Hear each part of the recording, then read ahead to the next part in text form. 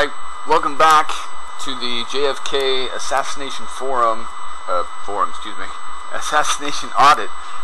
This is video number 23. It's now 15 December.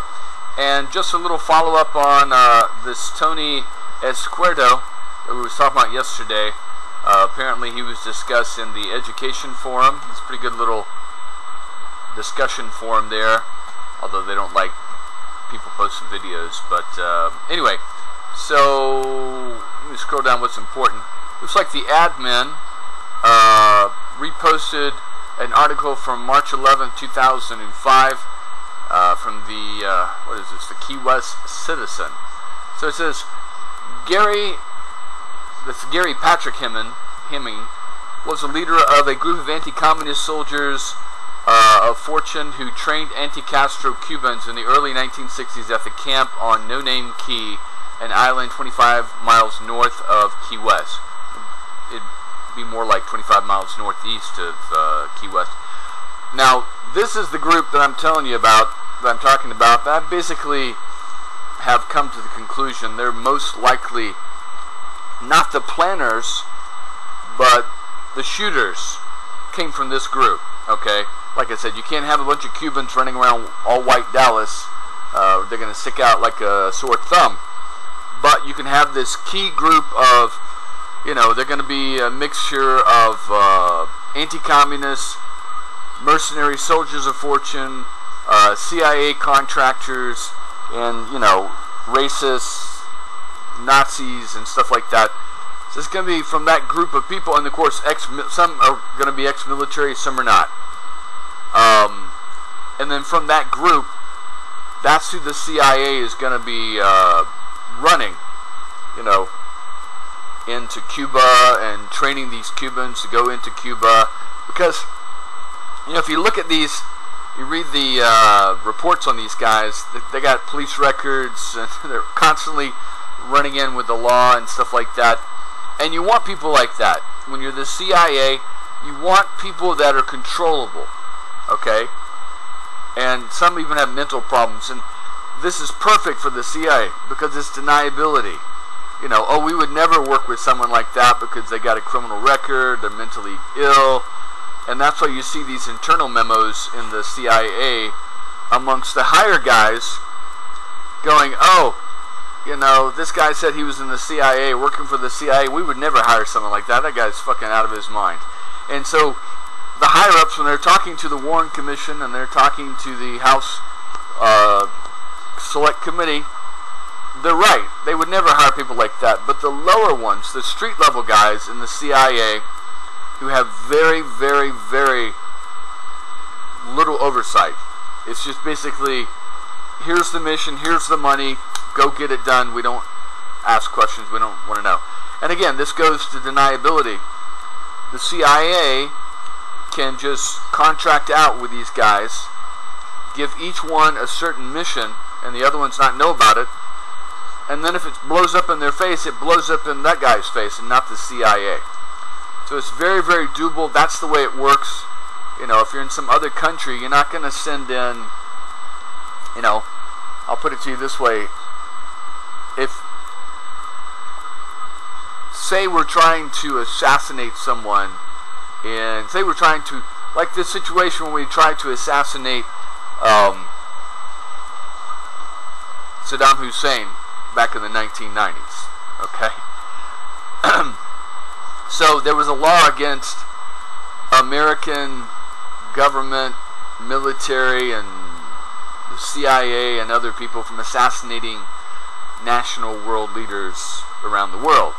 Didn't mean it didn't happen, but Congress had established a law.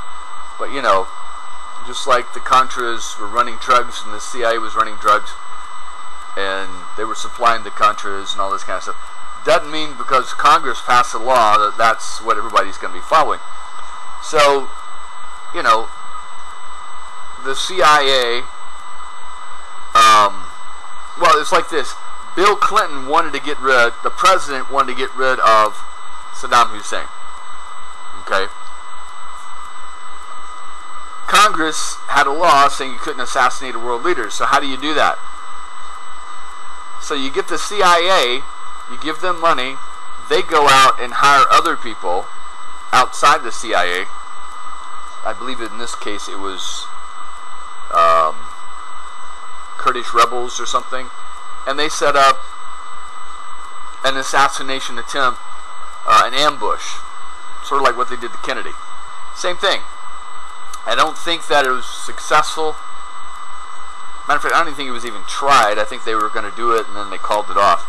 But what happened is that the guy who was sent out, his mission, a CIA guy, not a CIA contractor, but a CIA employee, was questioned by the FBI and had to get a lawyer and almost got charged.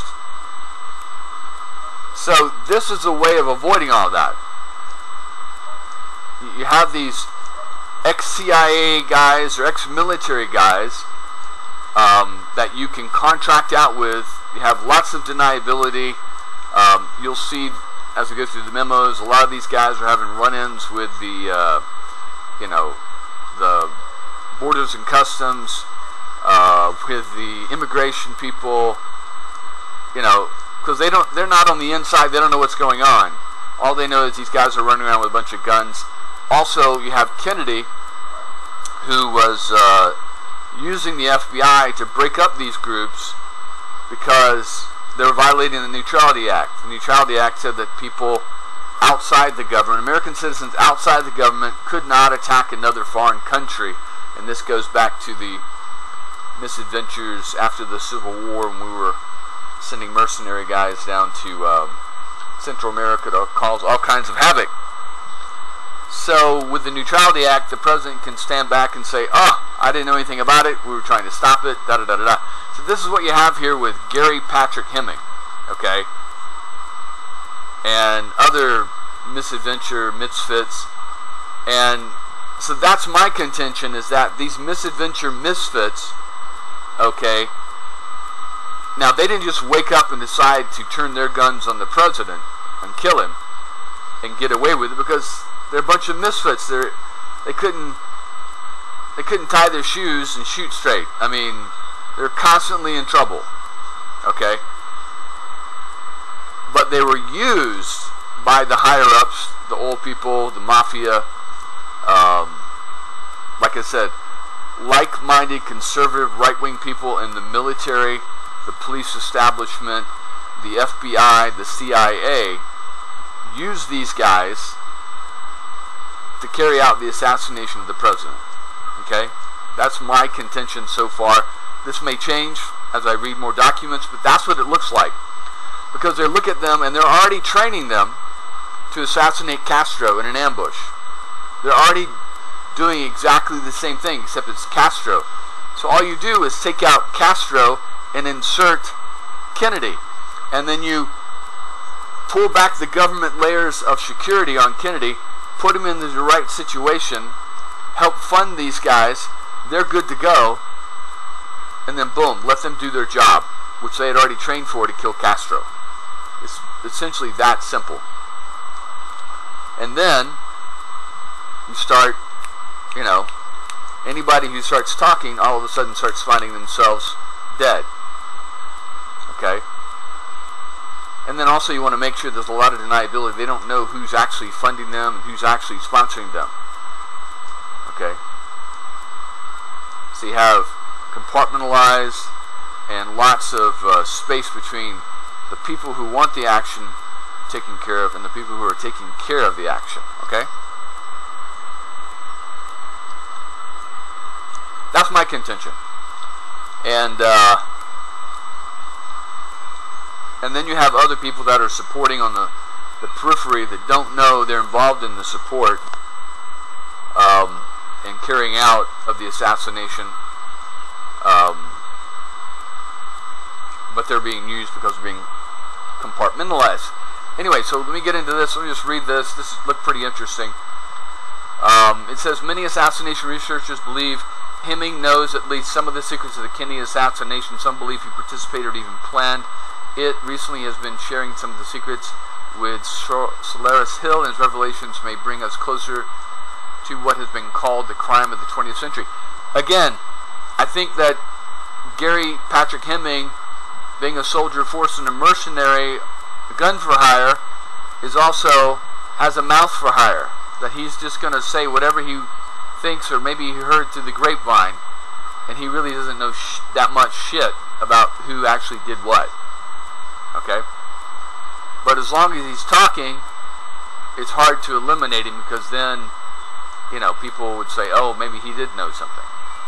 Anyway, Hemming tells us the assassination was accomplished by several autonomous, separately funded teams consisting of a shooter and a spotter. He has yet to identify the master planner, and suggested that he does not know the master planner was. See, there you go. I doubt there was, separately funded sniper teams in different areas, because what's to prevent them from running up on each other? And that's a good spot. Yeah, that's a good spot. And then boom, they both show up 5 minutes before the assassination occurs. So they may have been separate. They may not have known about each other, but they were all coordinated from behind the scenes by a master planner. Okay. And I'm sure they weren't surprised. I'm sure they were told there were going to be other shooters, because they weren't going to be surprised when they were shooting that, oh my God, someone else is shooting over there. Wow, that's interesting. So they may not have known the other teams personally, and also that helps, because that cuts down on getting burned and getting caught. Okay? That's why I totally throw out people who say they know everybody and everything involved in the assassination, because it's impossible. No way. No one would have run an operation like that, and you don't want too many people knowing too much details. Anyway, this week Hemming revealed who he believed were two of the sponsors of the assassination. Two men met in Haiti in February of 1963 and contributed funds for the Kennedy assassination. Both were from the Dominican Republic.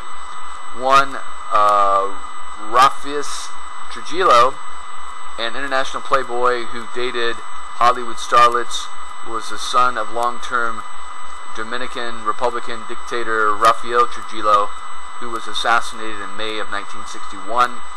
The second man was Johnny Ames Garcia, former intelligence director of General Rafael Trujillo.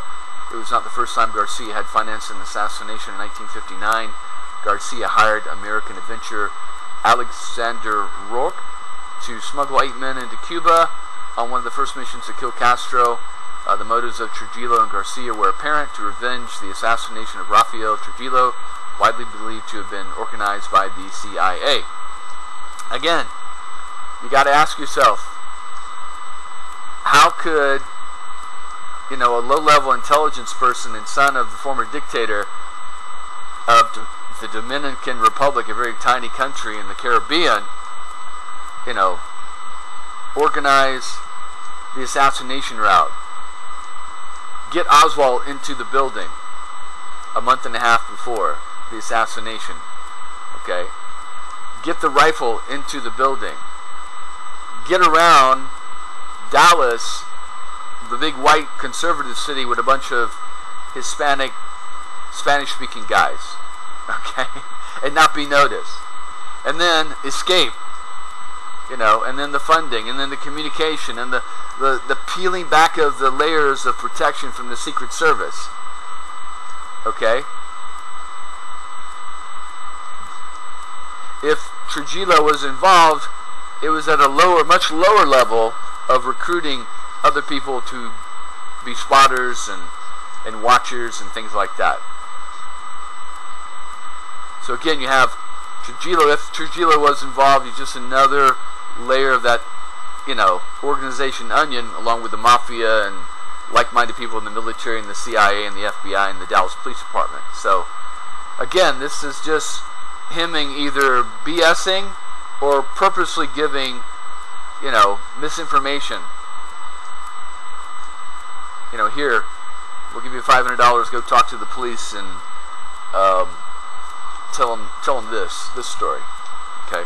Again, like I said, nobody in no Dominican Republic guy, I don't care if he's the head of the military in Dominican Republic, is going to be able to peel back the layers of security like it was against Kennedy. Anyway, a ranking member of Rafael Trujillo's military wrote a book in which he stated the assassination was organized with the support of the CIA agent and future Watergate burglar E. Howard Hunt and flashy mafioso Johnny Roselli, although this report is uncorroborated. See, now this doesn't make any sense because it just says here, to revenge the assassination of Rafael Trujillo, widely believed to have been organized by the CIA. So if Rafael Trujillo was assassinated by the CIA, why would they kill Kennedy? If Kennedy was breaking up the CIA, had just fired Dulles, had just fired Cabal, and was at war with the CIA, why would you kill Kennedy? Again, it goes back to why would Oswald take a shot at Walker, who's on the right end of the spectrum, and then try to kill Kennedy, who's on the left end of the spectrum, who was fighting with Walker and fired Walker? Again, that doesn't make any sense. It's either Patrick Hemming pulling bullshit out of his ass, or he's being paid to spread disinformation. Anyway, Hunt interestingly returned from a fact-finding trip to Cuba in July of 1960 and reported to his CIA superiors that Castro was popular and the only way to eliminate him might be his assassination. The next month, acting apparently on Hunt's recommendation, the CIA initiated an alliance with the Mafia to kill Castro. The first mafioso to the CIA recruited was Johnny Roselli.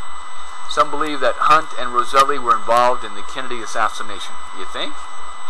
This week, Hemming revealed to Solaris Hill that the assassins had a backup plan to ensure Kennedy never left Dallas alive. According to Hemming, there was a huge remote-controlled bomb planted in one of the cars parked beyond the triple overpass at the south end of Dealey Plaza.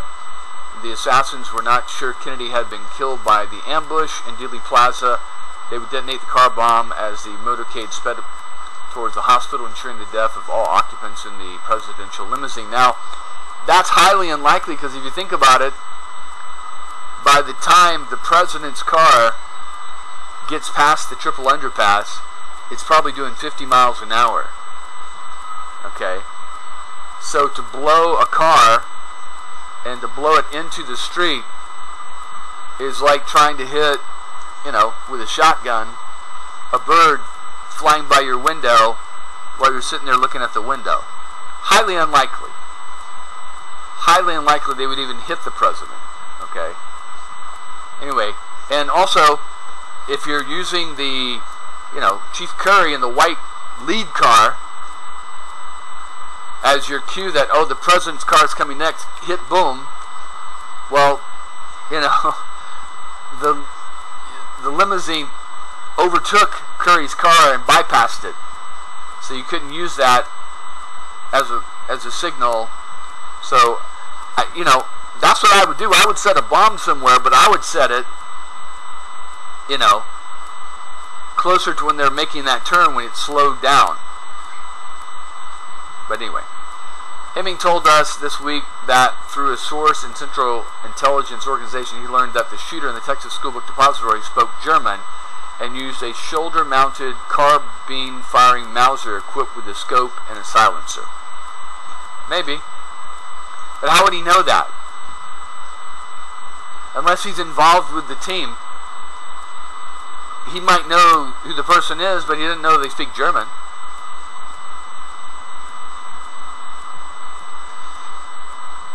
And, it also could be that Gary Patrick Hemming was the shooter and now is saying this bullshit to throw off people to chase their tail and get away from him.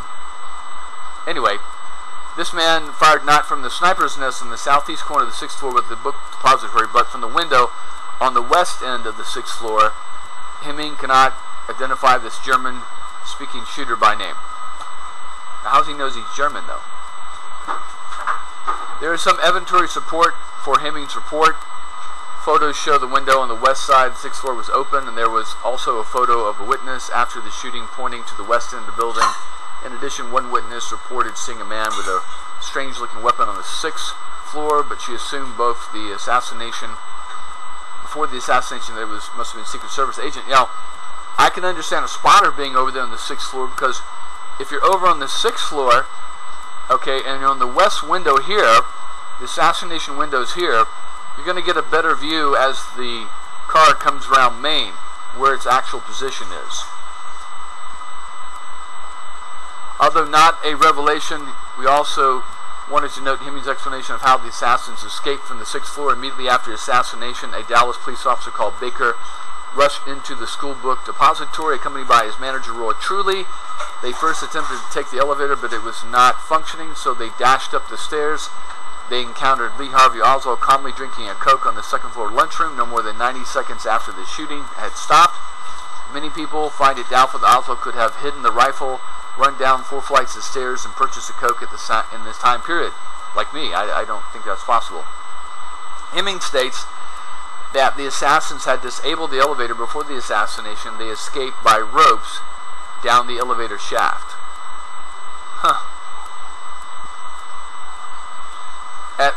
Last week we reported that Hemming's identification of Netzer. So I've possibly, but it's my understanding that Oswald called for the elevators to go up to the 5th floor, and they were locked there. So I very much doubt that. Again, I've always wondered about how they could have got out. Last week we reported Hemming's identification of Nestor Izquierdo, a black Cuban member of Brigade 2506, as a spotter in the Dowtex building. We also reported Izquierdo's close relationship to Rip Robertson, a CIA operative who ran a CIA front company on Stock Island, hauling packs of arms into Cuba before the Bay of Pigs. Robertson captained one of the 2 boats delivering members of Brigade 2506 into the ill-fated Bay of Pigs. Some believe Robertson may have been involved in the assassination. A belief fueled by the photograph of a man watching the motorcade in Dealey Plaza who bears a striking resemblance to Robertson, as well as by Robertson's close association with a flashy mafioso Johnny Roselli, who is involved in the CIA plots to kill Castro. FBI reports indicate Roselli met twice in Miami with Jack Ruby in the months preceding the assassination. Now, I never knew that. That's interesting. I'd like to see that CIA report. Since the story on Izquierdo last week, our intelligence source has advised us that Izquierdo also had a close relationship with a CIA officer named David Sanchez Morales, which raises even more troubling questions than his association with Robertson. Morales joined the CIA in 1951, was involved in many of the CIA's most secret and dangerous covert operations. He helped the CIA overthrow the Guatemalan government in 1954. In, early 1960s, he was in South Florida working on the CIA's secret war against Castro. He is instrumental in the U.S. invasion of the Dominican Republic in 1965. He helped capture guerrilla leader Che Guevara in Bolivia in 1967. In the late 1960s, according to an unpublished story by Brian Abbas, why would he write it and not publish it anyway? Morales was in Vietnam assisting the CIA's notorious Phoenix program that killed thousands of Vietnamese civilians as suspected communists. The CIA colleague Thomas Klein said that Morales was one of the most feared undercover agents to the governments of Central and South America. A lot of leaders figured that Morales was there. He said their government was going to cave in if the U.S. government needed someone or something neutralized. Said Klein, Dave would do it, include things that were repugnant to a lot of people. Gaten Fonzie, a well-respected investigator who worked for both the Church Committee and the House Select Committee on Assassinations, is convinced Morales participated in the assassination. In the course of his congressional service, Fonzie interviewed longtime friend of Morales and Morales' Harvard-trained attorney, both of them whom were with Morales when he boasted, referring to the president, "We sure took care of that son of a bitch." Some of our sources tell us that Morales had assembled a group of approximately 12 Cuban exiles trained as assassins to be used in anti-Castro operations, and that Izquierdo was a member of the elite hit squad. Our source has identified the members of all of this operation, but because they're still alive, we do not deem it appropriate to name them yet. But we can state that several researchers believe that Izquierdo was not the only member of Morales' team who was involved in the Kennedy assassination. It is possible Morales' statement was nothing more than a drunken braggadocio, and that he had nothing to do with the assassination. However, Hemmings' identification of Izquierdo as a participant in the assassination adds strength to the conviction of those who believe Morales was involved. My question, though, is why is Patrick Hemming still alive if he keeps spouting off like this? Anyway, was still alive. I think he's dead now, but anyway. This is particularly so because Morales had no knowledge, Hemming had no knowledge of Morales' hit squad or Izquierdo's involvement in it. Like fellow CIA agent Rip Robertson, Morales was close to the mafia leader Johnny Roselli. Kennedy scholar Dennis Mahoney writes in Sons and Brothers that Roselli was the only person who could make the ill-tempered Morales laugh, and that Morales and Roselli engaged in all-night drinking binges, often joined by Robertson. It was perhaps in one of these drinking sessions that Morales and Roselli first raised the idea of turning Cubans they had trained to kill Castro against Kennedy. Instead, I agree with that, Morales and Robertson would supply the Cuban exiles, many of whom felt Kennedy had betrayed them and caused the death of many of their comrades at the Bay of Pigs, and Roselli would supply mafia funding and expertise in the event Jack Ruby to forever silence the patsy. The House Select Committee on Assassination put Morales on witness list, but he was never able to be interviewed or deposed. In May 1978, Morales then retired from the CIA, returned to his Arizona home for a business trip, complained of chest pains. That night he collapsed at his home and was rushed to a Tucson hospital, where he died several days later at the age of 53. Morales was not the only CIA officer involved in Roselli to die during the investigation. Didn't Roselli die too? William Harvey was Roselli's case officer in the post-Bay of Pigs efforts to assassinate Castro. In fact, it was Harvey who summoned Morales to work on the Cuban operations from the CIA base in South Florida. Didn't Harvey go crazy, if I remember that correctly? He was in a mental institution? Anyway, and he died of a heart surgery in July of 1976, age 61.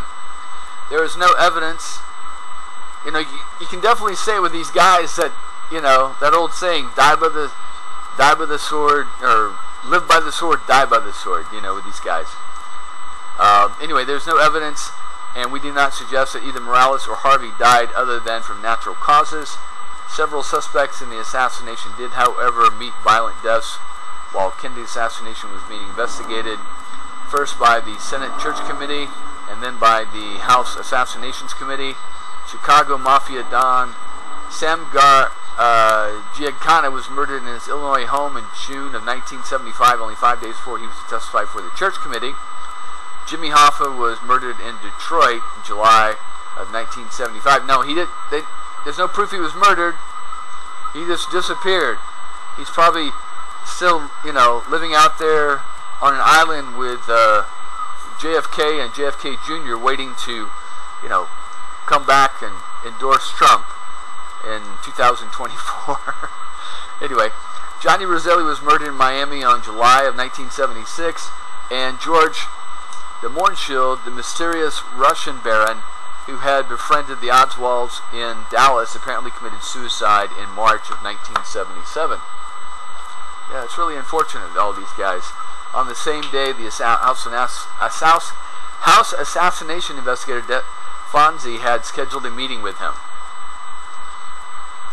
Let's see, like Hemmings' identification to Solaris Hill Izquierdo as the Dow Tech spotter, his new revelations add additional avenues of inquiry to those who believe it is not yet too late to solve the murder and continues to haunt the American psyche.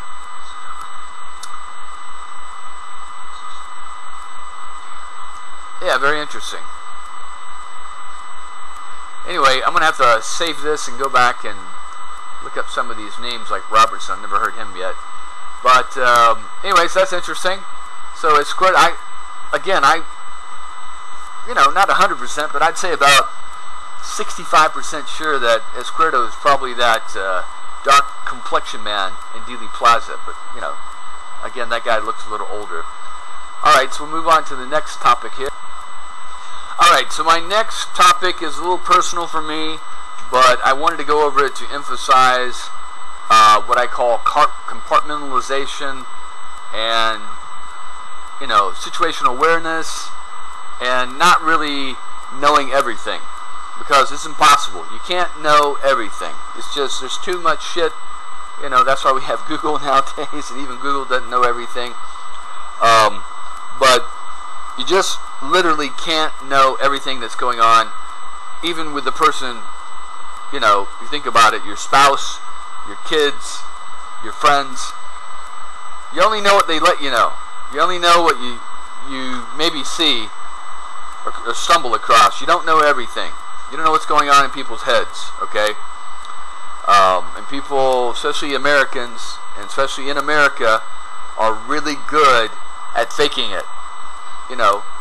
Projecting that everything's great, everything's good, and everything is fantastic, and then, there's chaos and craziness going on inside their head. Matter of fact, I want to mention this thing that just happened just today or yesterday.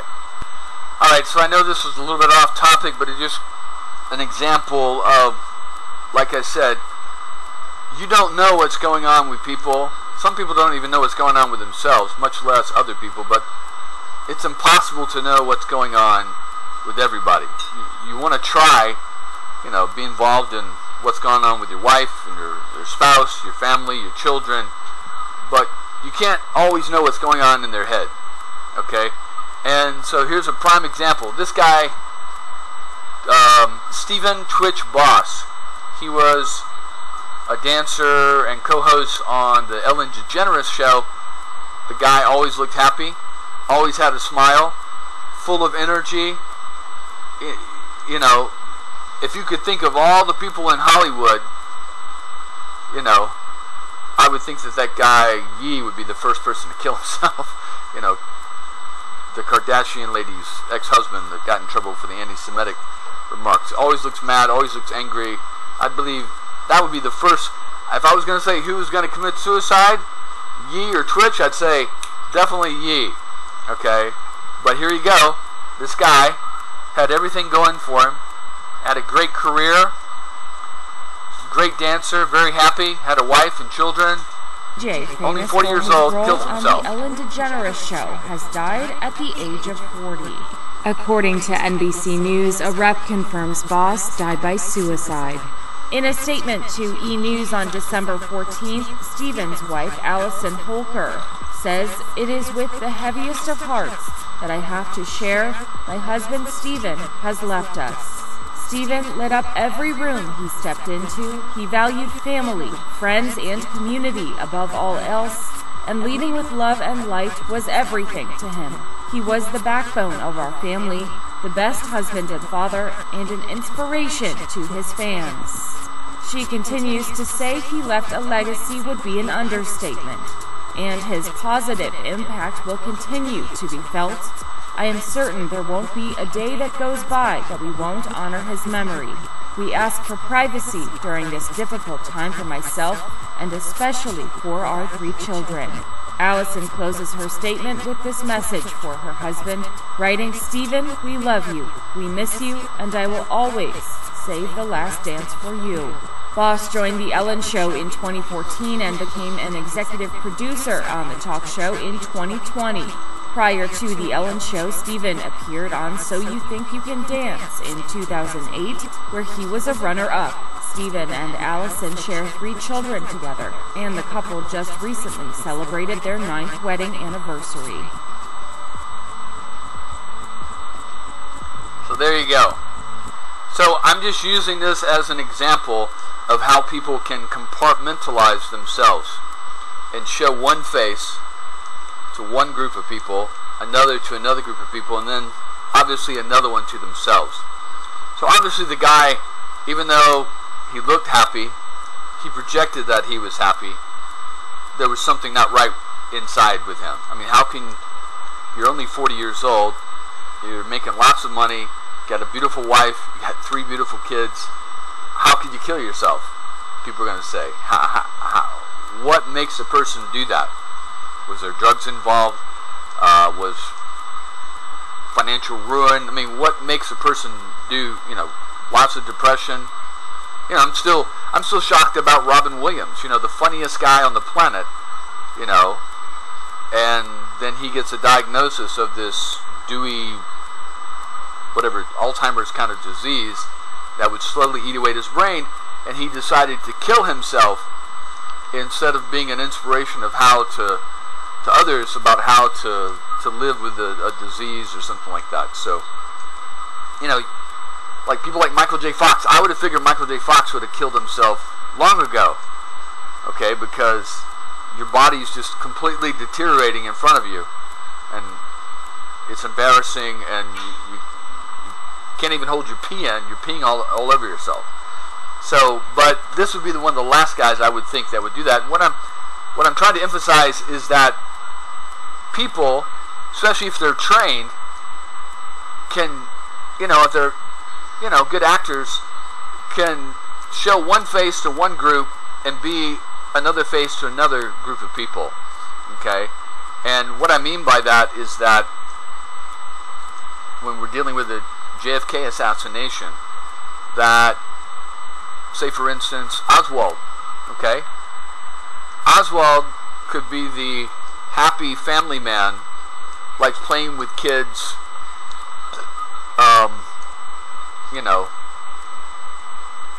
concerned about his children, concerned about his family, in front of Buell Wesley Frazier, in front of Mrs. Payne, in front of his wife.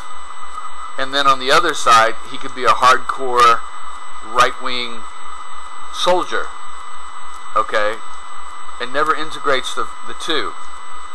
And then, on another hand, he could be, a radical fanatic, communist fanatic, pro-Cuban revolutionary. So people can be different things. They can compartmentalize, okay? Now, on that end, I have just a little personal story real quick. It just reminded me of this. I was in the military, and the last assignment I had was at the Presidio of Monterey. Now, Presidio of Monterey, they have different groups, different institutions there. It was part of Fort Ord. But one of the biggest ones was the Defense Language Institute, okay? I didn't attend the Defense Language Institute. I was stationed on post there. But they put us all, because there was limited housing, they put us all enlisted in the same group of housing, depending on when a shift, a bed became available. And, it was a high burnout rate at this language school, especially the Russian language school. So whenever a bed came available, there was no separate housing for people working on post.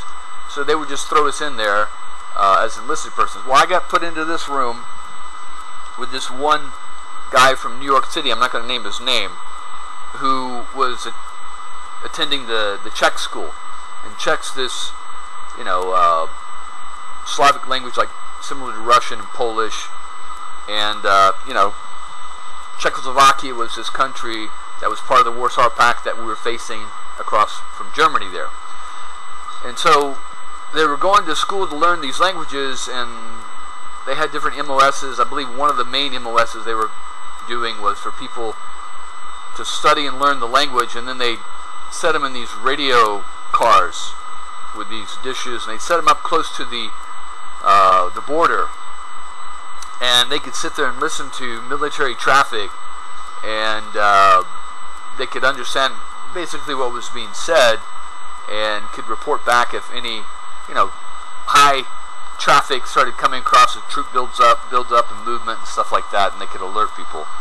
I believe that's what his MOS was. I don't really know exactly. But so we're in these 3-man rooms, and we had this guy, and went through a couple other guys that, while I was there, and I'm working on posts at a different section. I'm not in the school. And my shift, I'm usually working like Thursday, Friday, Saturday, Sunday, Monday, Tuesday, I believe, and I had like, or no, Monday, and then I had like Tuesday, Wednesday off, and he went to his school Monday through Friday, and then I went in early and got out about 3, and then he went in, about 8 and got out about 5 or so. So I really didn't see this guy that much, and I like to travel around and go hiking and stuff like that, and sometimes we would go do stuff together. But he had a little group of people that he hung out with, and these guys, they're very smart kids. I was like 22, they're like 19, 20 years old, and they really thought that they were the shit, because here they had, this language school is like a year long, and they were almost to the end of, I think they're like 8, 9 months into their language school, and literally 75% of the people who started in their class were gone. So they considered themselves the elite. They were better than everybody else, and anyone else that couldn't make it was a bunch of losers. So this guy had another friend that was really smart like him in his Czech class, and they were like best friends, buddies for the last 9 months. And that guy had married another student who was doing really well, and I guess what happened at the end, she got involved in drugs or something, and some kind of music and hippie music, whatever, and she just started doing really badly and basically dropped out. She went AWOL a couple of times, and they found her and brought her back, and it was a really big embarrassment for this guy, not my roommate, but his friend. And so, to make a long story short, basically what happened is one day I'm watching the news, and I see that this guy my roommate had been arrested for attempted murder. Okay, so this girl that was the wife of his friend, he had got her to sneak out of the barracks. They went down to the beach. He was trying to get her drunk. He hit her over the head with a bottle, and then they got her in the car, and was going to take her back and patch her up, he said. And anyway, she was drunk. She passed out in the back of the car, and I'll show you where this happened here.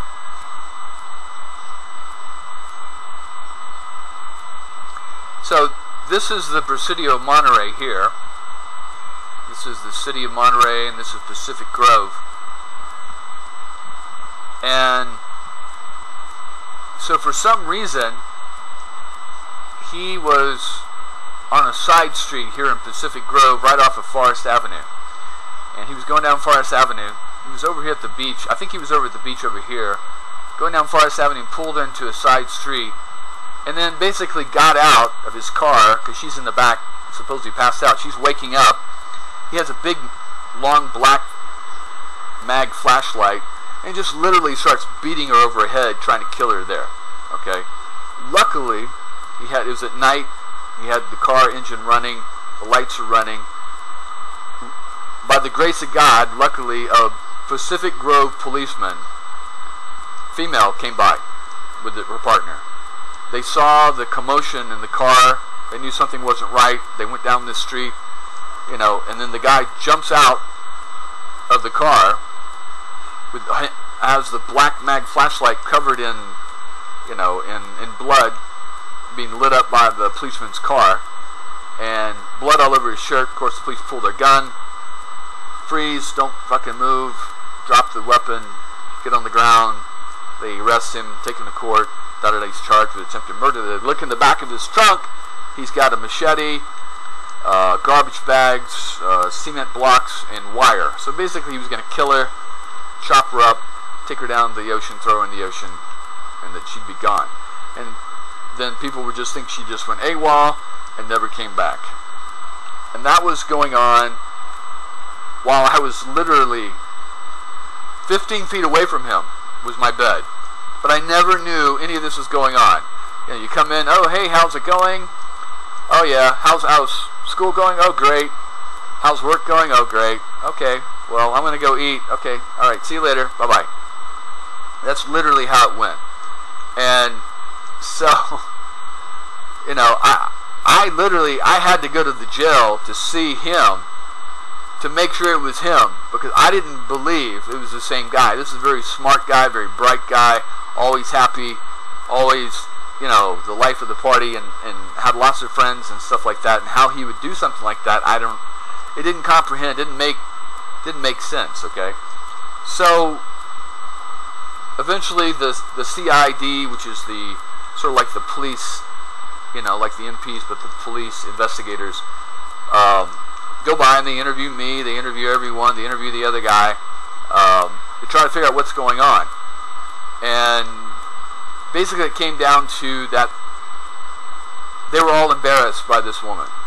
Okay, they talked about her all the time, how she was, they were all humiliated that this woman just would go get high and just disrespect the military like that, okay, and tarnish their whatever reputation that they had, because they were the elite, they were great, they were fantastic, they were going to be on, you know, be some of the top military guys. Anyway, I guess it's like, you know, stupid kid thinking or something, I don't know. So their solution, instead of just letting her go, you know, and cycle out of the military, because they were going to cycle her out anyway, is to kill her. Which doesn't make any lick of sense. You know, if she's an embarrassment, she's going to be gone. They're going to kick her out of the military in probably a month or two. Just let her go and be done with it, get a divorce, and da-da-da-da. And so I told the police, you know, I didn't know anything. I barely talked to the guy. And I literally didn't. And they're like, how can, they told me, how can you live 15 feet away from the guy and not know something was going on? I said, never talked to me about this kind of stuff.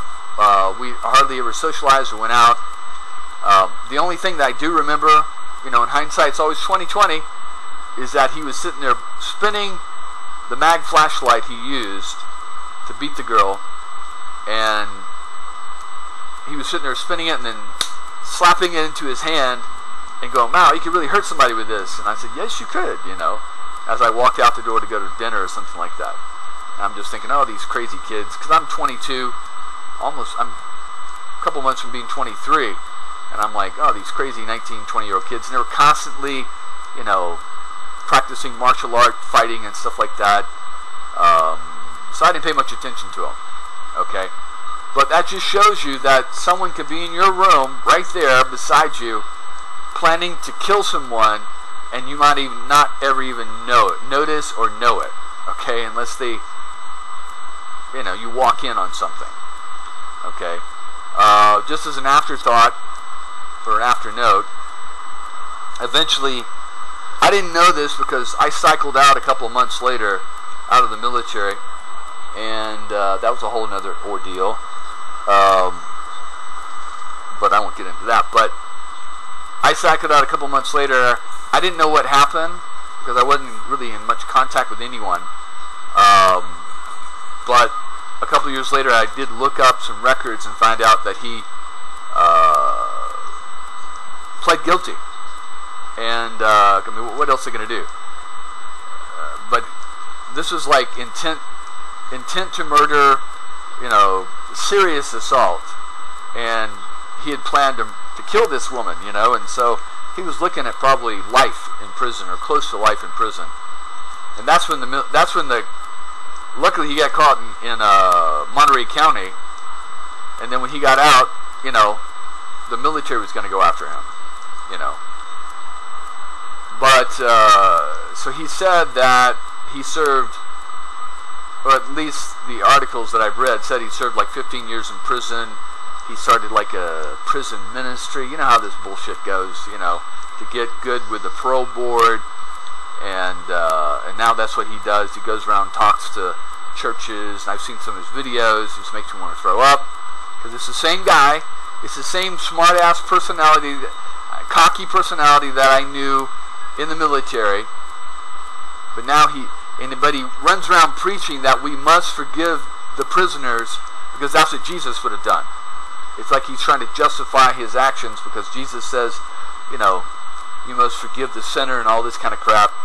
And so he goes around preaching this, you know, with his prison ministry bullshit. But again, you don't know what someone's thinking. You don't know what someone's going to do. Even someone, right there beside you. Anyway, so that's enough of that. I did want to finish up with these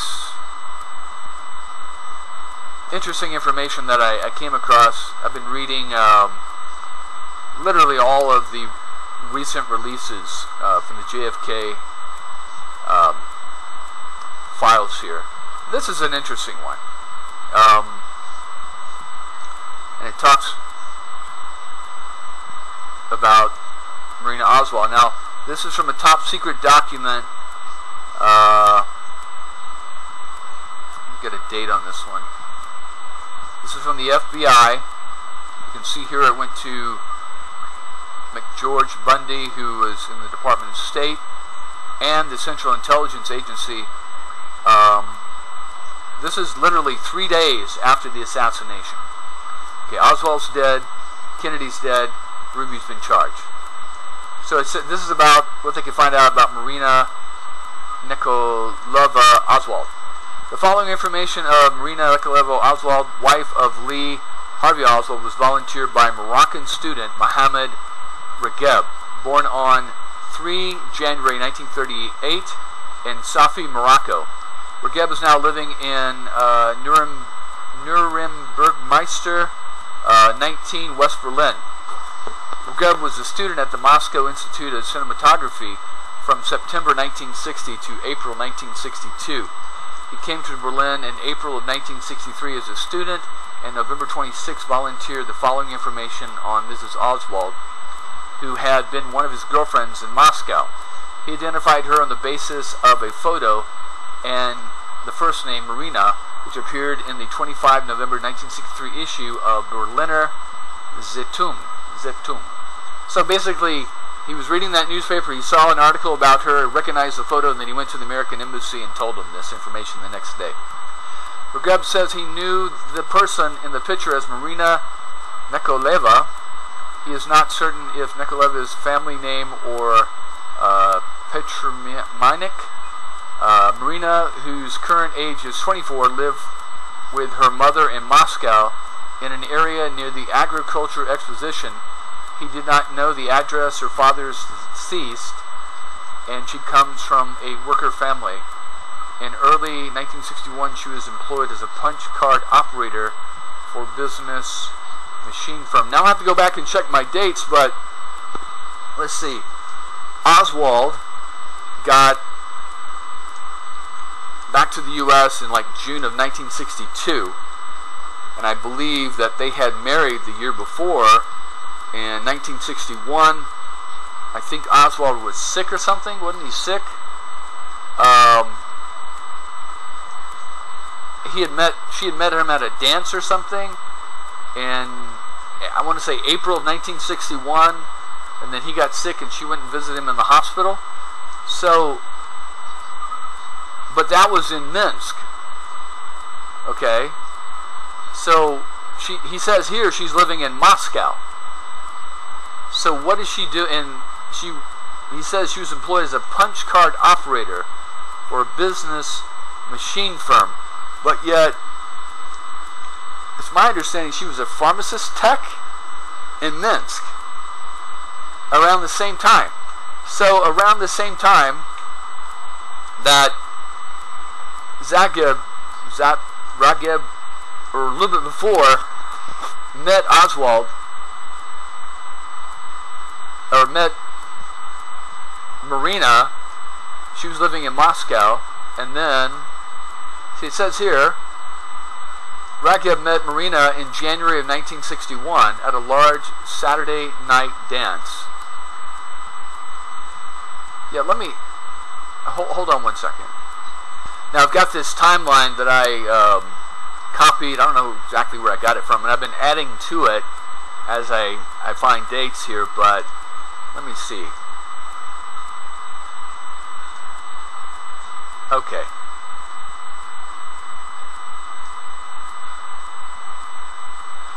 Alright, so remember, Oswald had been dating this girl, this Jewish girl. He proposed to her, and she rejected him. And this was like around Christmas of 1960. Yeah. Ella German. okay, and a co-worker at the factory. She rejected him, and then he writes in January 1961, I'm starting to reconsider in his journal, I'm starting to reconsider my desire to stay. The work is drab, the money I get has nowhere to be spent. No nightclubs or bowling alleys, no places of recreation except for the trade union dances. I have had enough. Shortly after, Oswald, who had never formally renounced his citizenship, wrote to the Embassy of the United States, Moscow, requesting the return of his American passport and proposing to return to the U.S. if any charges against him would be dropped. Wow.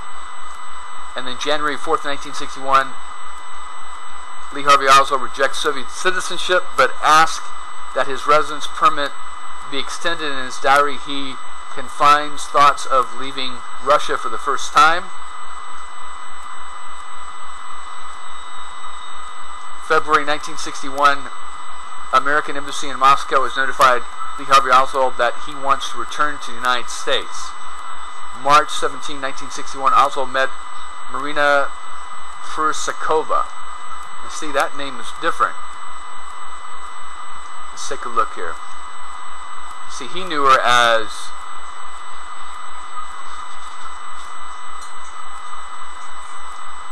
let's see here, hold on.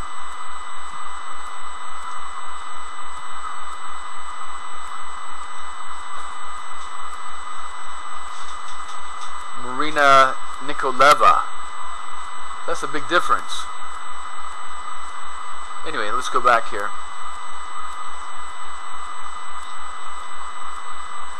Oswald meets Marina Fursakova, a 19-year-old pharmacology student. They married 6 weeks later. Lee and Oswald married 30 April 1961. Now let's continue with his little thing here. So he met her. So Regab, this Moroccan student, meets Marina January 1961 at a large Saturday night dance sponsored by the Russian Student Organization for foreign students at the Patrice Lumumba University. Since there was not enough women students, Moscow working girls were brought in for these dances. And so he says she's living in Moscow. Interesting. Regab's initial meeting with Marina was wholly accidental, and thereafter they saw each other about 3 to 4 times a week until May 1961. I think maybe he's talking about someone different, okay? Because he's saying May 1961 they were seeing each other in Moscow, but it's saying here that, you know, Oswald and them were married at that time. So how's that possible?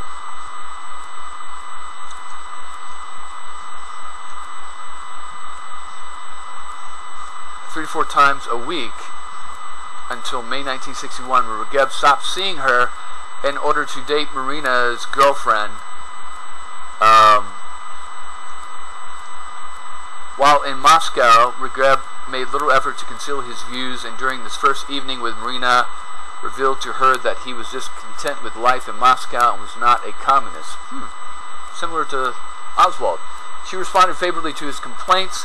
Within 2 weeks after their first meeting, she spoke openly of her opposition to the regime and said that her main ambition in life was to marry a foreigner so she could leave the Soviet Union. One reason Regab dropped contact with Marina was that he had a fiancée in Morocco, even though he was pursuing this other girl, and did not want to marry Marina. Regab described her as having a sad face, as being timid and romantic, and as having little personality, and as having subordinated herself to his every wish. Regab returned to Morocco for a vacation from June to September 1961. Upon his return to Moscow in September, Marina's friend Bukalov said that she had not seen Marina for more than a month and that she had dropped from sight. Regab said that he had never heard of Lee Harvey Oswald. Regab says that he has a photograph and a letter from Marina dated June or July of 1961, after supposedly Oswald and them got married. his personal belongings in Casablanca. In the letter, Marina says that she had heard from Borkalov that Regeb was in Morocco on vacation. She says she still loves Regeb and asks him to bring her a gift from Morocco. Regeb says to find the letter among his belongings in different places. Casablanca probably require official assistance. Like, you got to give me money so I can go back to Morocco. Okay? The best of Regreb's knowledge and judgment, Marina was generally opposed to the regime and was not a member of the Komsomol. He said that he knew that Marina and other girls, many other girls, especially Komsomol members, had missions to report on foreign students. There you go. And that such girls would be instructed to voice anti-regime sentiments to ingratiate themselves. However, he says that he never noted an indication of this in Marina's case. Well, see, that makes sense. Regreb makes favorable impression, is available for further questioning. So, what are we to make of this? So, what we have is two Marinas, one in Moscow, one in Belarus, both doing the same thing, meeting foreigners at these trade hall dances, getting to know them, ingratiating themselves with the foreigners, you know, being sympathetic and saying that they don't really agree with the regime. But at the same time, as Oswald, so I assume he was sleeping with this girl in Moscow and seeing her 3 to 4 times a week, but the same Marina is supposed to be in Belarus, in Minsk, having a relationship with Oswald and getting married 6 weeks later. So, what are we to make of that? It's either the same girl and Marina is being flown back and forth to you know, have a Moscow and a Minsk hustle back and forth to handle two guys, two foreigners, okay? Or it's two separate Marinas that look similar, that are on very similar missions to ingratiate themselves with foreigners and report back for a few extra bucks to their KGB handlers. Or Regeb is making all this up and is just trying to get a little money so he can get back to Casablanca. It's either one of those three. Either there's two Marinas, there's one Marina and she's being flown back and forth. Because it's like 800 miles. It's not like she can get on a train and be there like an hour. Okay? It's like 800 miles, from my understanding, from Minsk to Moscow. Quite a haul. Okay? Or Regeb is lying and just trying to get some cash so he can go back to Casablanca. I don't know. I don't know what to make of it. It's very interesting, though. It does give some good insight. He must have come across someone like Marina on the same kind of mission, because he even says, you know, he knows that these women are sent out by the government to monitor and ingratiate themselves with foreigners to find out what they're up to. Very interesting. It's my understanding, though, that Marina had a relationship with two other American defectors, but I haven't read any memos on that yet. That's just what I've heard through the grapevine. So, you know, and not to say that Marina was like hardcore KGB. Again, she could just be like Oswald on the other end, a loser Russian trying to make a few extra bucks, maybe under a little pressure from the KGB saying, hey, you know, go do this, go do that, you know, go meet these boys at these trade hall dances, these foreigners, find out what they're up to, you know, a little pillow talk here, a little pillow talk there, bring us back what you have every day or every week, and you get a few extra rubles, you know, to buy some soup or buy something, you know, some shoes, or, you know, or dress for your mom or some crap like that. It wouldn't be unheard of, okay? And apparently it's been hinted at here by this Moroccan guy. Personally, I think he's probably dealing with another marina that looks similar, you know, and it could be, I know this sounds really silly, but it could be that all the foreign contact women are called Marina. They identify themselves as Marina, you know. It's the Marina Project to ingratiate and infiltrate foreigners and defectors and find out what they're up to and report back to their handlers. Okay? So again, it looks like Marina is very much like Oswald. Marina is doing a few things for her government, whether patriotically or just monetarily motivated, or maybe she's being forced to do these things. You know, maybe she's, you know, you do this, we'll get some better medical attention for your mother or something like that. And then Oswald is doing the same thing for his government, low level, making a few extra bucks, trying to infiltrate communist groups and report back. But you notice he never infiltrates any communist groups.